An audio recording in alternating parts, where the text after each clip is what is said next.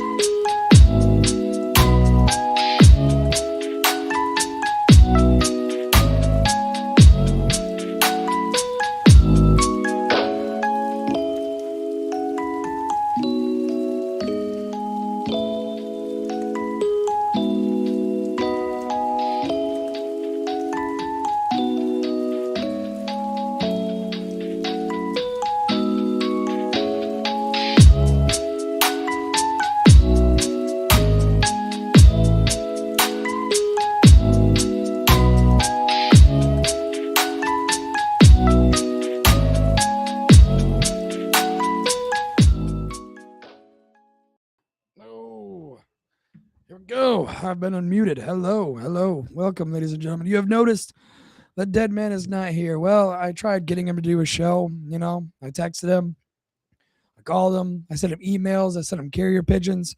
I almost sent him a sonogram. Okay, that's what I almost did. Well, we can't. He texted me back. He said, "Look, Gibby, I know we want to do a show. Yeah, I know it's Sunday, and I know the fans are chomping at the bits for a brand new show, but we just can't do it today." And I said, "Deadman, that's not how we do it. All right, we want dedication. We want focus. We want to make sure that we can do these shows weekly. Okay, we want to make sure the fans have something to come to every single Sunday." And I said, "I'm not going to let them down, and that's just how it's going to be." Good evening, ladies and gentlemen. It is Sunday night. Welcome to another episode of VT Network, where it is, yes, your host by himself, Gibby. How's everybody doing tonight? We're doing good. We're having a wonderful Sunday. I wanted to talk about the Game Awards, or not the Game Awards, pardon my French, but the recent Summer Game Fest that just happened, because we got a whole slew of announcements. I will pull it up on my phone because I don't know how to run this through this, because I am a streamer. I use the term streamer very lightly, extremely lightly. And I'm going to look, I don't know how to run Streamlabs. This is all of his stuff. So I know when he gets back on, when he either looks through this or he gets back here next Sunday, he's going to look at this like, if he fucks with my shit one more time, I'm going to beat his ass, which he probably honestly should. He really should. Ooh, no. So we have the same government. Blah, blah, blah, blah, blah, blah, blah. We had the Summer Game Fest like we do every year. And obviously there are some stinkers that were announced, and like there always is. You get the couple games here and there that are like, well, that'll be fun if I decide I got $10 to blow on a game that'll waste my time for 15 minutes. But what I'm going to do is I'm going to go through these. Already with them. Man, I thought we'd have a little bit more. I thought we'd have a little bit more of a chat. The only game I really care to talk about by myself, because it comes out the same month as Grand Theft Auto 6, which at this point, Grand Theft Auto 6 either better be the best game of the entire series to have ever existed and have such a longer shelf life than what Grand Theft Auto 5 had, not only with story, but also in online content. Like, it has set itself up on a 58-mile tall pillar that if it even misses one small insignificant spot on it, it's going to crumble to the ground. People are going to review bomb it. People are going to say it was one of the biggest pieces of shit that ever got created, and it's going to flop. And I hope it does. I hope in my heart of hearts that Grand Theft Auto 6 fails. Not because I'm a Grand Theft Auto hater. No, nay, nay. I played 5. I played 4, kinda. I played San Andreas, like any kid with a PS2 did back in the day. I played Vice City. I think that's where I stopped. I think that's where my first game was either Vice City or San Andreas. It was one of the two. But I feel like this game has been pushed off, pushed back, overhyped so much. There's no point in buying it. Like I really, and I'm going to say this with my whole ass. I hope Pirates crack that game day one. Like, obviously, if you're a part of the cracking scene, or the anti-de novo team that really just knows that whenever it comes out, it'll be fuck. I give it a week before it's cracked, and you have so many people that are going to want to play that. The sales might be good, and that's, I don't know. I feel like Grand Theft Auto 6 is providing us with one of the most pivotal moments of vote with your wallet ever in gaming history. Like, this is hitting us with such a big opportunity to show game companies that pushing a game back or constantly getting hit with releases, but also saying it's going to be one of the greatest things in gaming ever. I feel like this is a pivotal moment for us to be like, we are not going to spend money until we see actual gameplay, because we see gameplay and then all of a sudden it's pushed back. We see a reveal trailer, all of a sudden it's pushed back. We see everything coming from this game in such small, minute details that I'm sorry. This is one of those, we don't care. We don't fucking care. I don't need it. I don't need every blade of grass to have an animation. I don't need to see, I don't need every little specific thing to happen. That just doesn't need. It doesn't need to be. So if we're so cool with this happening, then we kind of get what we deserve when it comes to these poor games. Because the only other game that is coming out in November that I think would possibly tail it is Godzilla Destroy All Monsters, that getting a total refleshed remaster, which I'm going to say it again.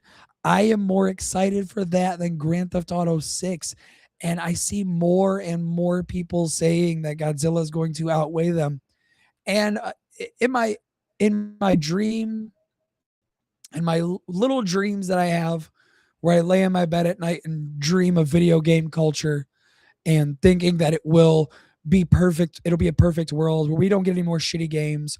We don't get any game companies trying to push and pull with all of these little microtransactions or DLC that should have been included in the base game. In my dream of dreams, that happens. And in my dream of dreams, Godzilla outweighs Grand Theft Auto by a metric fuck ton. Grand Theft Auto makes a whopping, let's go with a nice number. Like, generally, I'm not just accounting for physical sales, because obviously we'll visit that in a minute. Obviously, physical sales are going to be taken into account of, but you have to count all of the console sales, all of the Steam sales, all of the Epic sales. You have to account for everything. I think for Grand Theft Auto 6 to even be close to living up to the hype, it would have to sell a solid 2.5 million in the first month. The first month, with how much they overhyped this game and how much people have ball washed this shit, it's gonna need a solid 2.5 in the first month, or else it rode that hype train all the way into the side of a fucking cliff that Wile E. Coyote himself painted a giant picture on, and they just missed it and boom, fucking crashed it. And that's fine. That's fine with me. Like I said, if it fails, I'm not going to lose sleep over it, because I have watched this get pushed back so many times. I don't care anymore if it does anything. I don't. It just it hit its lifespan, and them's the breaks. But we also, like I said, we got Godzilla Destroy All Monsters. We got a remaster of this. All right, I'm excited for this, but I'm also a fighting game whore. I love fighting games, especially if I get to play as Godzilla and kaijus. I'm all for it. Okay, I'm all here. I want it to be done. Do I wish there was a lot of games announced, and with the state of gaming, I'm not excited at all. I'm not excited for a lot of video games nowadays. I don't know if it's because I'm getting older. I just passed 30. So I don't know if it's because older video games are just keeping my spark, or if all of these new ones, I see them, and until I see a physical release date in the next week or next month, I don't believe they're going to be released on that date.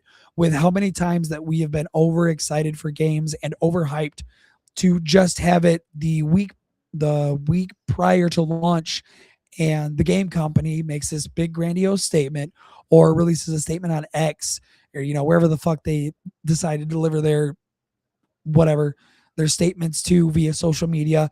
They deliver this long-winded speech about crunching, and we don't want to overwork our employees. We don't want to push out a product that's not good. And in the back of your brain, you're thinking, that's fine. I'm fine with this. But this is why pre-order, I'll get to that one after this. But like, in the back of my mind, I am thinking, why are we so close to the release date, yet we're so fine with pushing it when we already see all of the people that are talking about it on social media that have that are scouring for game clips, that are waiting for leaks to happen, that are not even checking cracked sites. Okay, they're not even checking sites where you can get these games legally, where you can actually, they're not even checking it because they want to see when it gets released on the official front, because they want to help support the game devs when they make this. And then when the product actually comes out that they said they have been cooking and preparing for, it comes out and it's dog shit. It's absolute dog shit. I mean, you get glitches and bugs everywhere. You get people openly being able to cheat in multiplayer lobbies. You get voice acting that sounds like it came from Tom, Dick, and Harry down the road, that you paid them $15 and an all sups burrito, and they just spoke and acted all, just had their phone up being like, oh no, you destroyed my evil lair. Ah, like, and that's all we get. And so it's like, yeah, you can, I'm fine with you pushing back, but I want that pushback to actually mean something. If the pushback of if the pushback of the game does not come with results, because seeing something like that, after hearing that they're working on more stuff to polish it, and then that is the end product, that's where I get a little, that's where I'm like, okay, that scares me. Because if this is the finished product that you sent out to the consumer, that you greenlit in order to push, what's the word, bro? What's the word is video game pushbacks. If you're going to push a video game back, make sure it's perfectly polished and ready to be. Which field of nerd culture are you an expert in? Ooh, I have to say video games. I got more areas.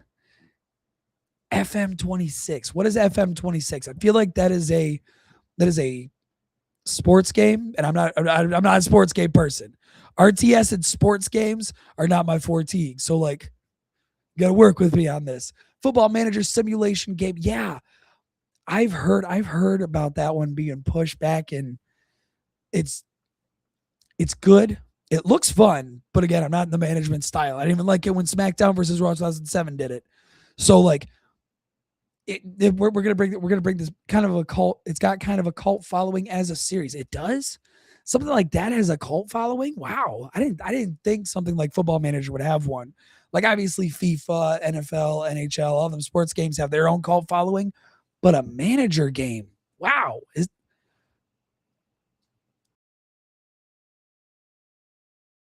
I like how you got a nice voice. I see this. I am running it off of.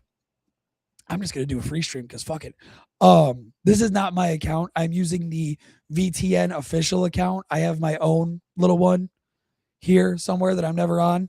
So he put the tag. So like, he's not here this week, but when he's back next week, make fun of him. Make fun of him because I do. Okay, got, yeah, yeah. But yeah, it's the nice voices. I sound like I've gargled glass for the last 8 years. What do we usually talk about? Usually over here on the videotainment God, I hate this fucking word because I can never speak.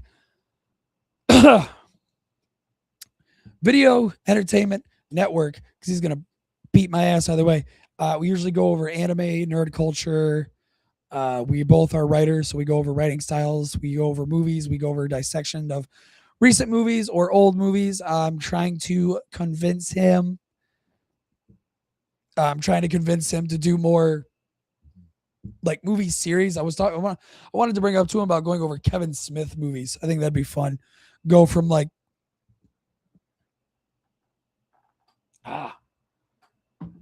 man, this man read through the tags. I like it. I like it. This man read through the tags and began asking questions. I fuck with it. What kind of genres you into? So I am a big proprietor of, I will listen to anything as long as it tickles my brain. But the two that I will always go back to are big band or punk rock. Like, I like Dean Martin and then head over to Gigi Allen. The two, I feel as though they're two separate sides of the musical spectrum, because you got the Dean Martin, the nice, slow, waltzing, make you feel good. And then you got the Gigi Allen where you just want to punch everything. Not really a fan of hip hop. I like hip hop. I do not like the way hip hop has went in the last couple years. I've kind of stepped back from listening to it. Not like when I was a teenager and I would scour websites to find new mixtapes, like when I found Fat Nick's Suicide Boys. I'm from this side of the U.S. Like I'm from this side, the country bumpkin. I'm from the country bumpkin side. Let me get back on track here because I lost my train of thought. Oh, that's where we were going with this. That's where I was going with this. So with the Game Awards, nice. Yeah, it is, isn't it? Country bumpkin, country fuck bumpkin. I may not look. Well, yeah, I look like it. What can I say? I look like I'm from here. So one thing that got announced, and I think this was the week either prior or the week of the Summer Game Fest, the new God of War. Now, Deadman told me that he wanted to wait until he was on the show to talk about this, but it has been such a stick in my craw that I needed to voice my opinion on it. It baffles me how upset we are that we have to play as a woman. Now, what blows my mind is it's not that we have to play his dead ex-wife, his dead wife. I don't care. I don't care. We had a chance with his original wife, but now we got this because obviously we can now branch off because some reason Kratos stopped being a angry asshole, mad at the gods, and turned into I have a kid. He's my responsibility. I'm gonna go take care of him. Peace out, Girl Scout.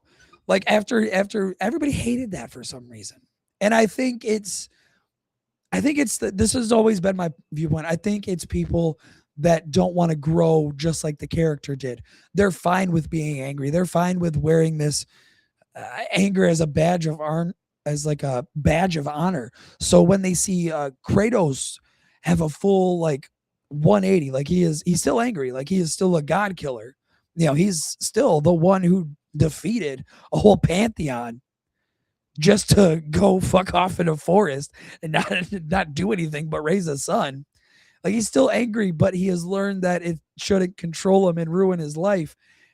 And for those of us that actually like went through life and stopped doing the same thing, we're like, shit, this is kind of cool seeing one of my favorite video game characters do that. My sin, what I think was the biggest sin of the God of War series and the Norse arc of it, because obviously we had the Greek arc in the beginning, we had the Norse arc, and for some reason we're going Egyptian.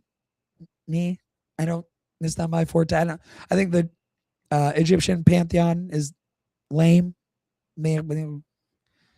But I think the biggest sin that God of War created in the Norse trilogy of games is the fucking combat. Like the combat in the first section was great. You know, you had the wide view camera and you could go from enemy to enemy to enemy, just absolutely whooping ass, spinning the blades around, fighting everything. That's fine. I like that.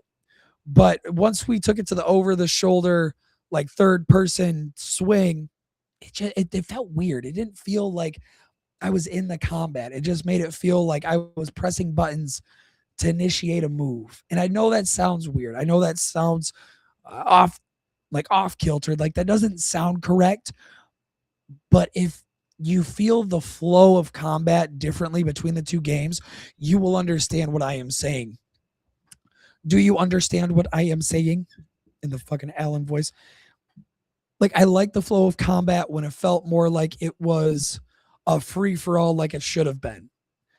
Well, even on the first game, first fight, you open up to a whole ship full of demons, or demons, devils, whatever you want to call them, and you fight them open freely. Throw this one that way, kick that one out of nowhere, rip the other one's throat out. Like that was God of War to me. And to play the Norse trilogy, and it's just like fucking one arm. It didn't flow. The combat for me in the Norse saga did not flow as it should. And that's the trash part. That's what I don't like. So my gripe is never with the characters. Why? 9 times out of 10, when I play a God of War game, I am not upset with how the characters are portrayed. Like there is not a single character that's ever been introduced where I'm like, kind of shit, kind of written poorly. Was it written by how I would think a good character should be wrote? Never had that happen. But I also tried tattooing the God of War symbol on my hand, but I can't draw worth shit, and that you think that'd be easy to do. So I don't know. If you're complaining about having to play as who was it, Freya? Is that what his wife's name is, Freya? If you're complaining that the only thing wrong with this game is that you gotta play as a female and it's nothing beyond that, that might be a you problem at that point. There was somebody on TikTok the other day that was streaming. I was watching him a little bit, Good guy, good channel, good content creator. His name's Afrofish GG. Real good content creator. Go check him out if you like watching the gaming content on your little phone screens. But there was a conversation the other day where he said, when do you stop caring about people's opinions when it comes to video games? And I had to sit and think about this. Because I've reached my point, and I thought it was just me being grumpy and old, not logically thinking. I just thought it was me being a grumpy old fuck. But I was thinking about it. I'm like, my stopping point is when people don't want to try and give the game a chance. They just see the trailer, they see some clips that aren't even from the game, like test footage or something along those lines, and they're like, it's trash. Absolute trash. Not even going to give this a chance. Like, don't even touch it. Don't even look at the other. What?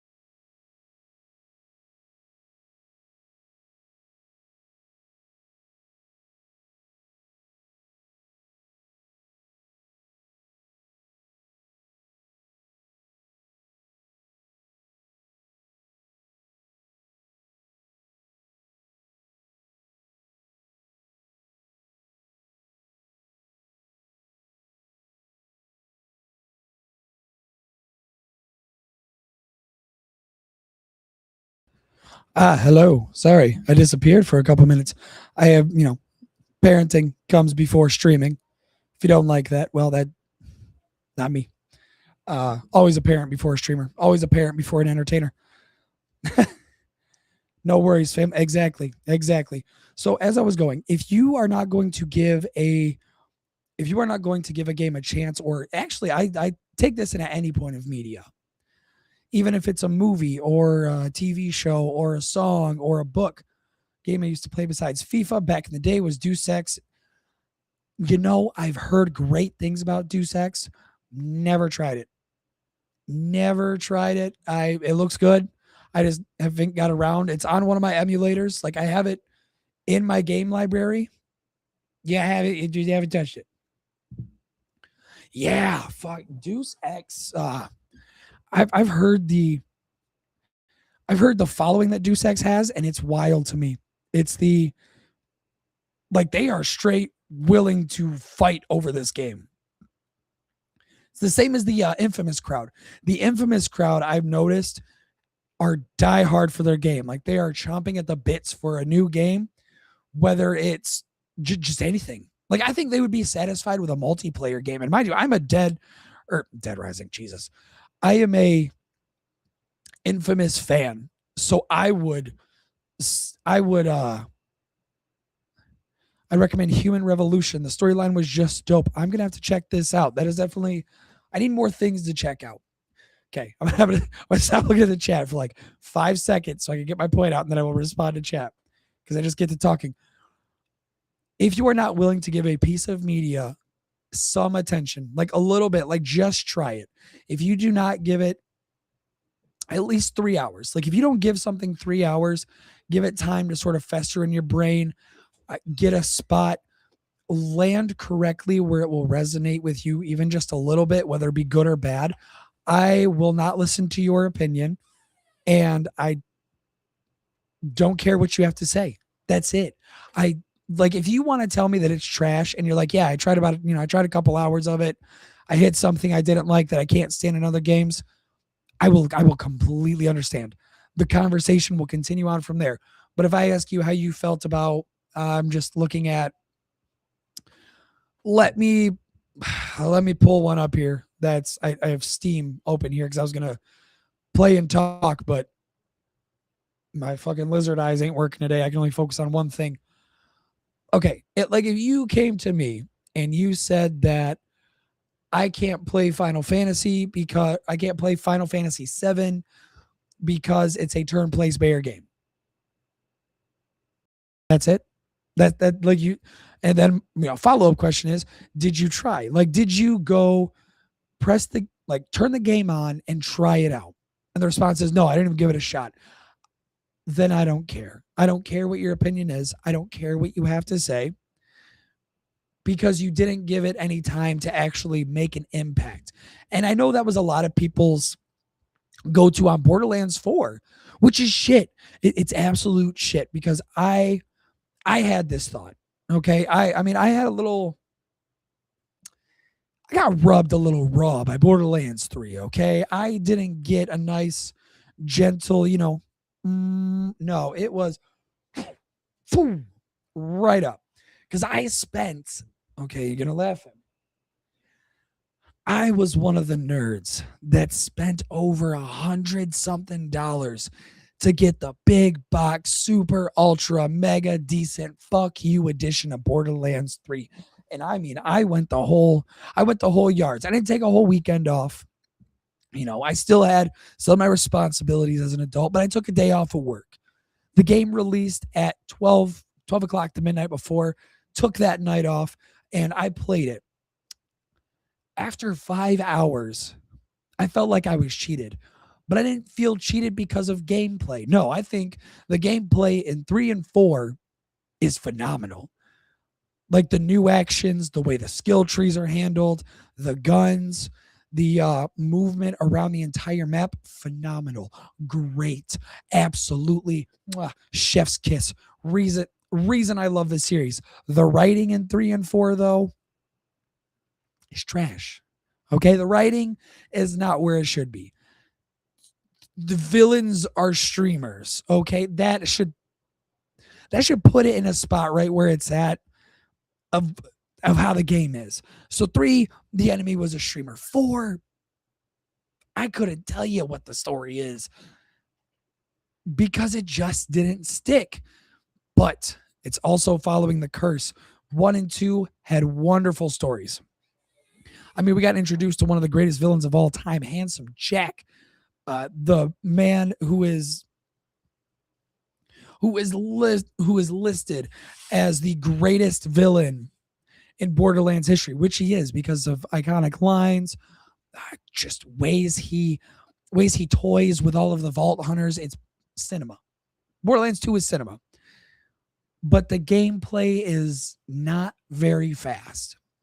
The gameplay is very slow, especially, and that's a curse because when you have a game that is focused mostly on being a shooter, that you have to move around, make sure you don't get hit 85 times by different enemies, you would kind of want the combat to be just a little bit fucking faster, a little bit more high octane. Instead, it's like enemy, bam, enemy, bam. And that's how it is until you get to true Vault Hunter mode. And at that point, if you beat the entire game, true Vault Hunter mode before 3 and 4 was more of a, I want to play this game, but I want to play it where there's actual meat to it. Not just the only hard thing about it is the bosses, which thank God for the modding scene. This is why I will always speak high on mods.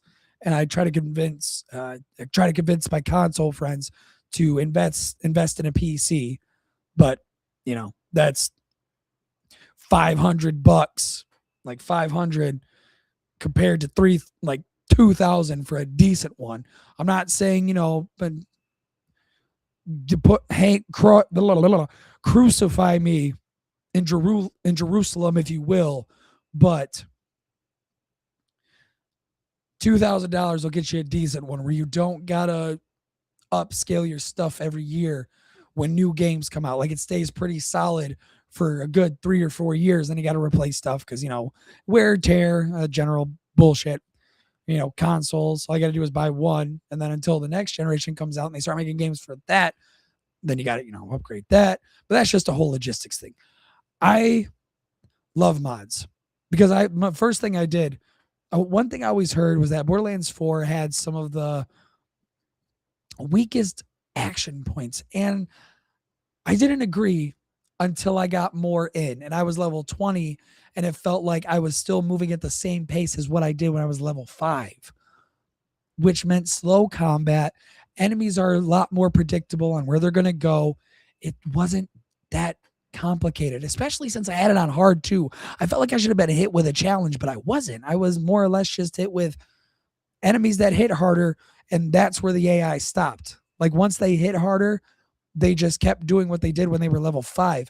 So it just didn't feel like I was making any progress. It just felt like I was exploring a world where everybody stayed stagnant. I didn't like that. So I went on to I went on to Nexus because I'm a mod. I'm a modder. I mod my games.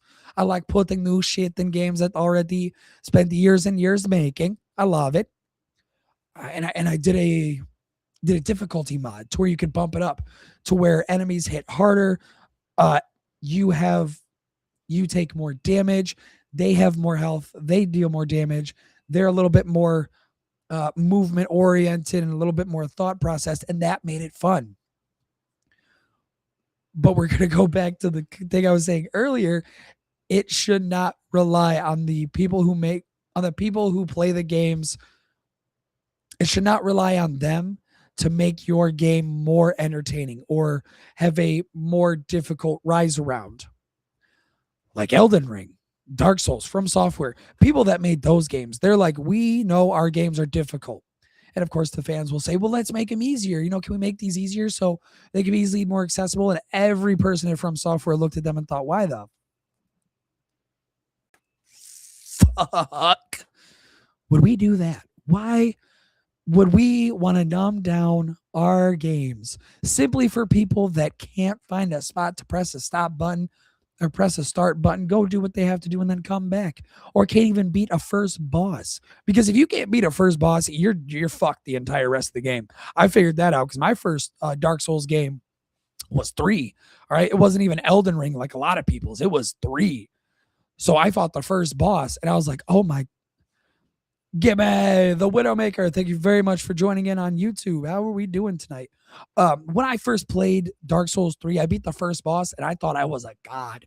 I thought I was amazing. I thought I could take on the entire world with how much I grinded for levels and how easy it was to beat the first boss. Then I go into the first actual world of this game that was enemies that weren't just simple like one shot done. Oh, I got my ass handed to me. I did a kill counter for the game one time. I wasn't streaming. I wasn't doing it live. I was just doing this for personal records, if you would. I died 78 times before I got to till I got to the boss of that level. 78 different tries, different loads, different revamping my stats so I could maybe see if working on a different loadout would actually help me. No. When people say, oh, you can't beat this or you can't do this, it's a skill issue, they're not lying. Skill issue like a son of a bitch. That's what Dark Souls is. That's what From Software games are. And I love it. I absolutely love it. Because I know I'm going to get my ass handed to me. I know that I'm going to step into the misty door and just get absolutely punched in my shit. No doubt, no questions asked. It's going to happen. But I love it because this forces me to not only make sure that I have, let me move my vape here so I'm not smacking that into the next world. It makes sure that you have all of your items in order, all of your equipment where it should be. If you have any buffs, you can activate them as soon as the doors open. You know the strategy. You know this shot will be a one-hit kill, but you know it's also followed up by a combo that you have a slight window to move through. And it makes you think. And I one time I seen this video on YouTube where it said, I played Dark Souls, I played From Software games, and it made me change my entire life. And you're thinking, wow, that's a little nerdy, if I do say so myself. Because I'm nerdy too, but if that passes my nerdy, that's wild. But what he was saying was I played all the Dark Souls games and I realized that the whole point wasn't beating the monsters. It was improving and learning so you could get farther ahead. And I have never sat and actually taken that to heart until recently. But it's like, yeah, that's how you get better in life, is you sit and learn. You figure out what's happening, what's going on. Because you're going to fail. I mean, you're going to fail in life. No fucking. If you don't, you ain't had a challenge, and that seems boring as shit. But the more that the game progresses, the harder it gets. And the harder it gets, you have to learn of everybody's tactics so you can get through the level and not get smacked to shit. And I love it. I love games like that. I always for a while, I played my games on medium because I like the challenge, and then I like the challenge in a little bit, but I realized that I like playing my games on hard. I bumped every time I play a new game, because I'm mostly single player now. I bumped them up to hard, or I bump them up to very hard, or like the hardest difficulty that they would offer you. I like how that censors out the word dick on my flag.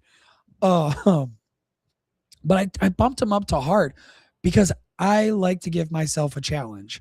I like to learn, especially a lot of games now are including elemental effects including elemental status ailments and damage. So it's nice to learn, like, well, what could do the best here? What could make the most sense there?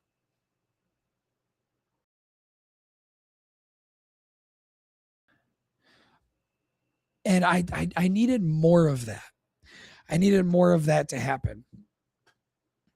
So I just started playing on hard. And I was talking to a buddy of mine, Panaman Eric. He's in the YouTube chat quite a bit. He says that he plays game on easy mode. I'll give him shit, but I've also known this guy since high school, so I feel as though there has been the right amount of ribbing that I could talk my shit. I could do what I want to do. And I always gave him shit for playing games on easy. And he's like, look, man, when I play games, I want to enjoy them. All right. I want to enjoy the story. I want to enjoy the graphics. I want to enjoy them to their fullest. And I thought that was, I made fun of him because I'm like, well, then that makes the game too easy. Why would you do it? But then I'm like, wow, he really just plays them to enjoy them. I play them because I like a challenge. I like the challenging aspects of video games, but he enjoys what the video game is trying to offer. Two different perspectives, but I think they're both very valid in the gaming sphere. Oh man, that's been see, this is why Deadman usually interrupts me, because he knows I will go on and on and on and on and on and on and on and won't shut the fuck up until we get there. Cool. Shit, I can't talk spoilers. Even though he's not here, I still can't talk spoilers. That's just not fair. I've been reading up on, if you're with the show weekly, then you know that I've been reading the Red Rising series, currently into Dark Age. This book is, I wish I would have read it sooner. I wish I would have been part of the fan base sooner, because I am now in this weird aspect of they're getting hit with, oh, this is trash. The fans are fucking dorks. They're the Dungeon Crawler Carl fans and the Red Rising fans are now in the same boat, where when people are like, hey, give me recommendations for a book, or hey, give me recommendations on a story that will captivate me but will also make me feel empowered. And now first it was Dungeon Crawler Carl fans, because they speak on high praise on that book series, which I'm one of them. I just don't speak on it that much. I'll give it a short little review of like, yeah, it's fun, it's entertaining. It has some heartwarming moments, and it has some heartbreaking moments. It has some moments that'll make you want to throw the book into an open flame, but it's a good book. It's a good series to read. And we started to get the weird people in it. And I'm not being one of those red pilled guys that was like, the weird people, brother. Like, I'm just being like the weird people that find a thing, find a fandom, and grip onto it so tight with their talons locked into it that it's now their entire personality.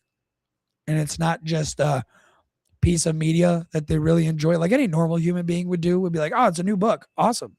Well, I like this. I'm gonna read it all because I want to see where the story goes. But it's like this one book came out.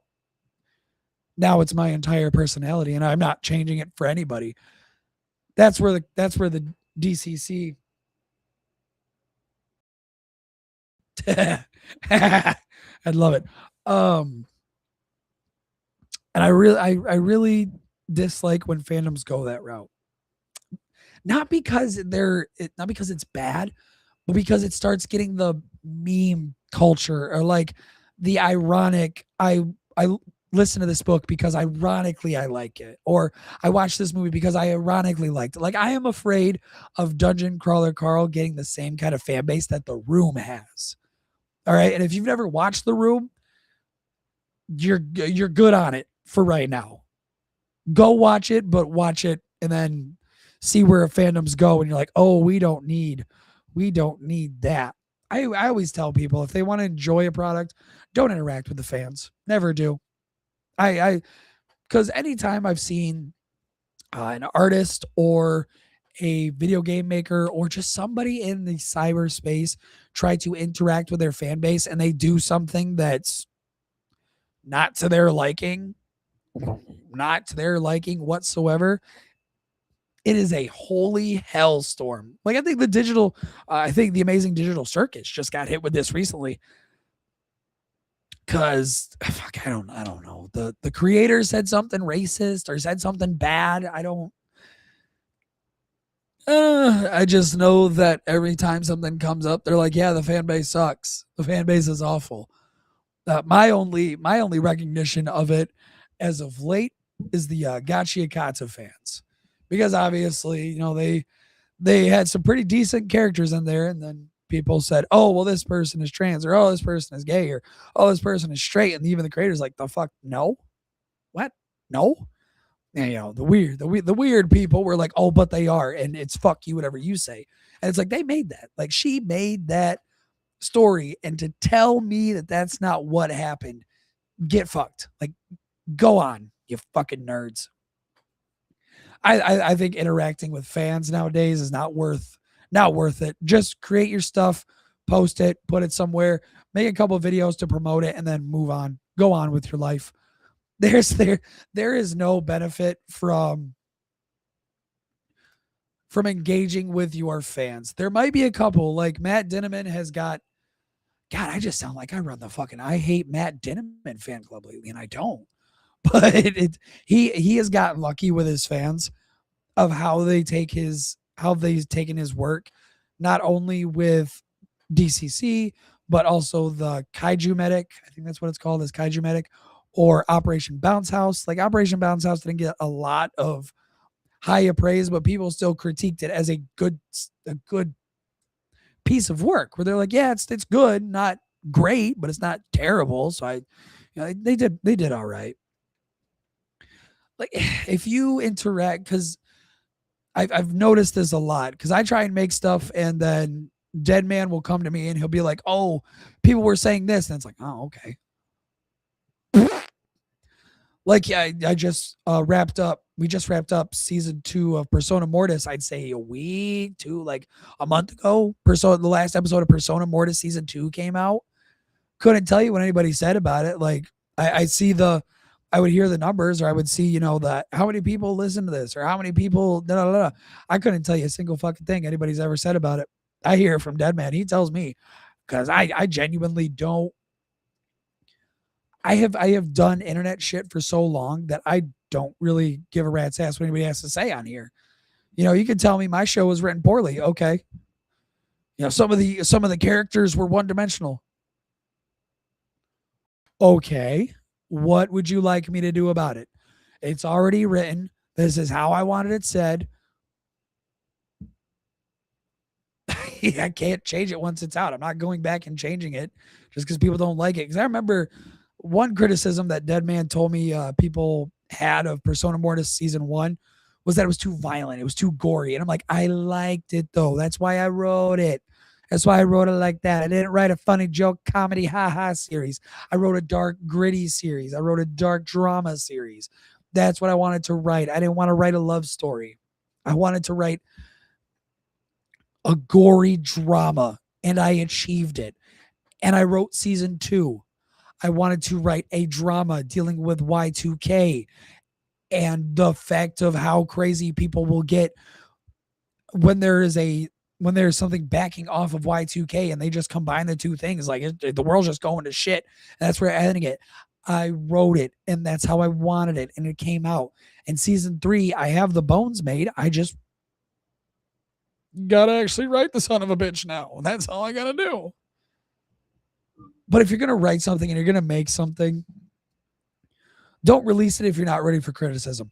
I want to make that abundantly clear because that seems to be faulting on people's brains where you go to all of these websites like TikTok or places where people release their writings just to get, have them out there. It's kind of like a new age Tumblr or a new age Wattpad. I don't even think Wattpad exists anymore.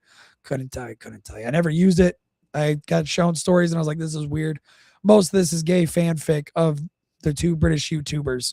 So I'm good. I'm good on this. I know you exist. I just don't want to push your existence more into real life.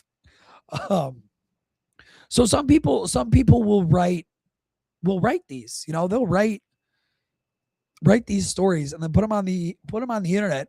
And then when they get criticism for it, their whole world just fucking collapses. They just implodes because they don't know what to do with it because nobody ever told I don't know where this sudden thing of if I get criticism online, I need to spiral.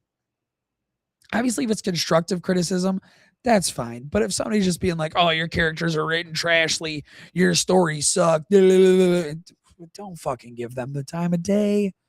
Okay? Don't give the morons something to fucking work with.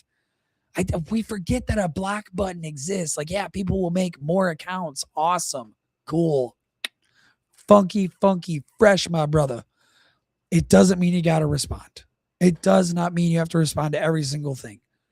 Because I'll tell you, there was a couple times I would post something and then, it would catch a little traction and you'd get the weirdos that sit in their basement. They'd be like, oh, well, I didn't like the way it was wrote. I didn't like this. You're a regard. And just mute the post. I don't get any notifications from it. They could be arguing. And I'd be like, all right, well, I gotta fucking tell you if they were or not.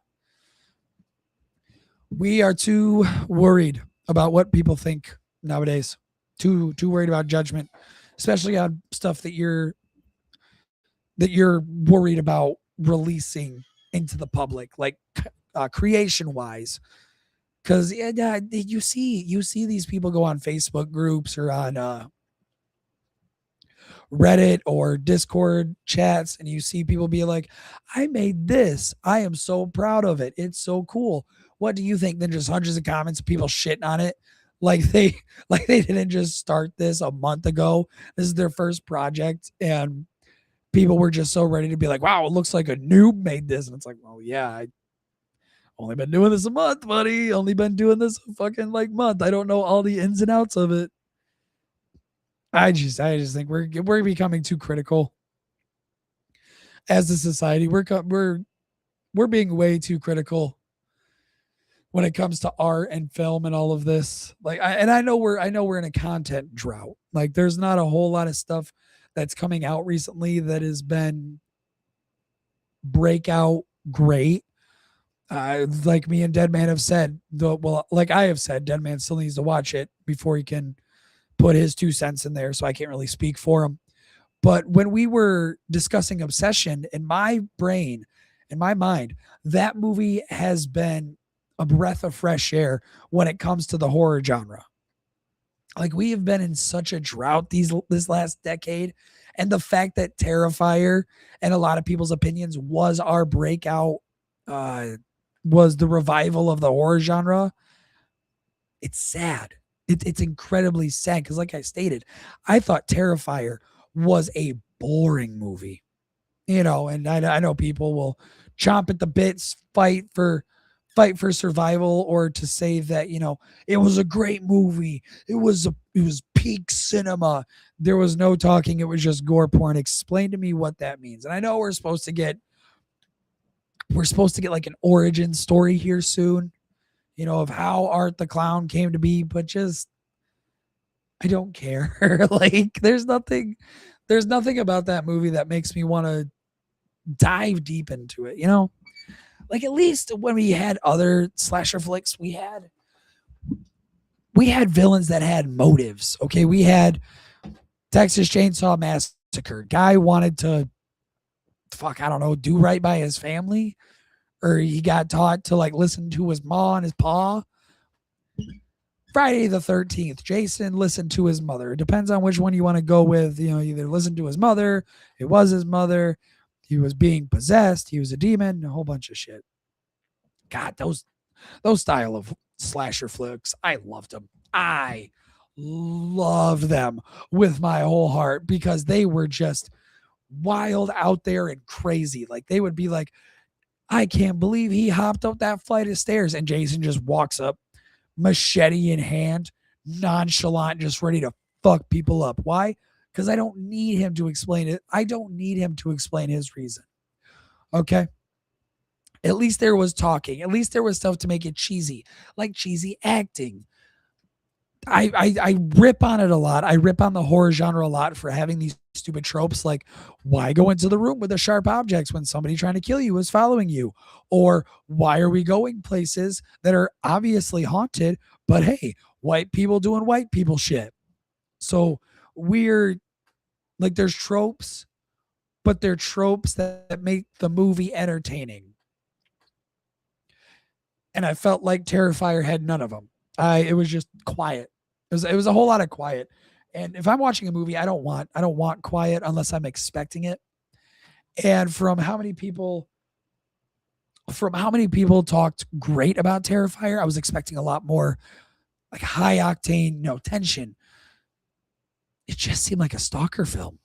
And I don't like those. I think stalker films are kind of a little cheesy. A little cheesy because it just goes, they're following me. Oh, I can't believe it. Like, it bores me after a while. But all right, ladies and gentlemen, I've been talking everybody's ear off for a solid hour now, all by myself, and I'm pretty sure you're sick of hearing my voice over here on a Sunday.